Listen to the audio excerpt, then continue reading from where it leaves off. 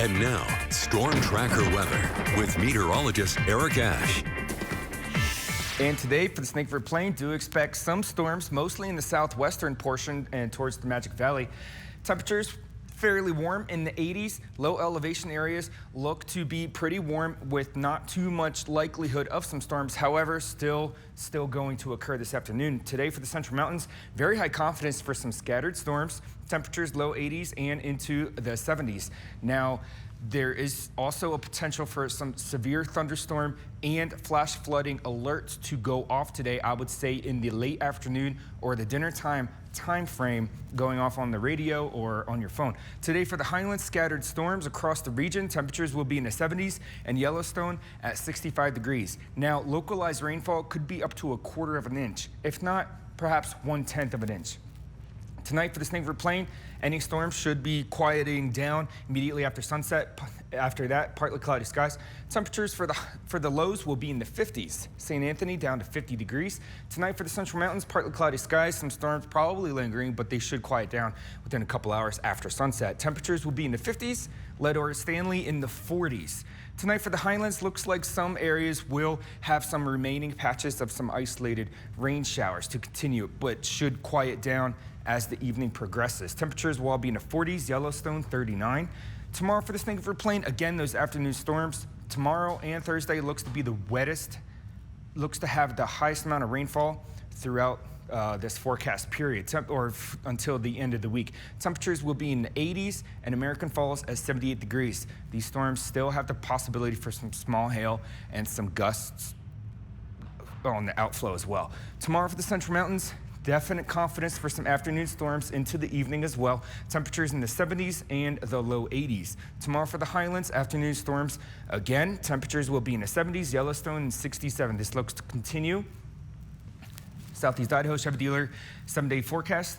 Now these afternoon storms look to continue until the weekend, perhaps a slight break. Still some potential for some storms on the weekend, most likely for elevated areas. And then we have another low pressure system affecting us at the start of next week. Temperatures for Pocatello 83 and then trend downward and stay around 80, upper 70s. Idaho Falls, those afternoon storms again, 81. Hovering around 80 and then into the 70s for next week. Will be close to normal temperatures next week. Rexburg, afternoon storms again. The temperatures mostly in the 70s, upper 70s, and going down to the lower 70s. And for the Central Mountains, same thing, afternoon storms, high confidence. Temperatures mostly in the 70s. For the Teton area, do expect those thunderstorms. Now, very high confidence, especially because of the elevated areas, and we continue to have moisture being pushed into our area, instability from the low pressure and the afternoon heating. It's going to give us those afternoon thunderstorms until this high pressure pretty much moves away, or not moves away, but weakens a bit and allows better flow throughout the country. It's going to happen next week, it looks like. Temperatures for the Teton area, 70s and the 60s. The Chesterfield Reservoir no longer giving us a flash flood watch. That has been de-issued. Looks like it has been taken care of. I like Idaho, taking care of business. Common sense. Flood watch, there are no flood watches. Good news. If you remember the Henry's Fork area affecting Rexburg, that was a flood warning. It has now been downgraded to a flood advisory. More good news. Flood warnings, these are the areas for flood warnings. The Big Wood is looking to increase by 4 inches. These are all by Thursday. The Big Lost by 2 inches. Bear River looking to decrease by 1. The Portneuf River by Pocatello decreased by 3.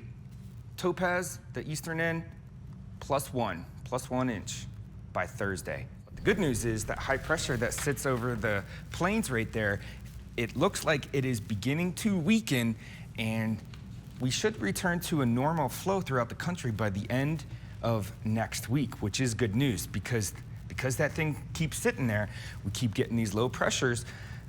This one is over the California-Nevada area, mostly California at this time. It's tracking northward towards us. It keeps bringing us this conveyor belt of moisture, and then it kind of goes over to the Pacific Northwest. After this one, this is our weather maker for the rest of the week, giving us those afternoon storms.